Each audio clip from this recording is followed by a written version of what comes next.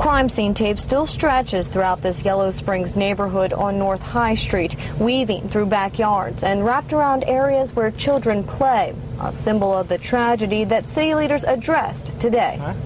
We are very sorry that this incident ended in the death of one of our community members.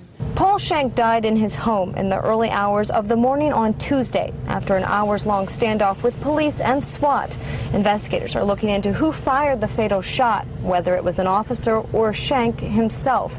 Answers an autopsy should provide. But there are more questions surrounding Shank's past. This court document shows an incident in 2009 where Shank's guns were confiscated but returned.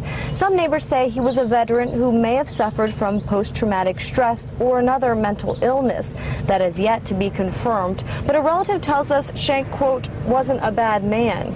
I had a question regarding the negotiations with Mr. Shank during the shootings. Residents also have questions. Some voiced them during a meeting called by village officials. It's come to some of the residents' attention that the resources that were used were his mother and father, and if so, if that's accurate, why were no other resources used in that situation? The village manager says that would be answered by the Bureau of Criminal Investigations. A spokesperson for the Attorney General's office says the investigation could take weeks to months to complete. Meanwhile, officials here in the small village of Yellow Springs say this is the time the community must come together. Now more than ever, we need to come together as a community to support and care for one another.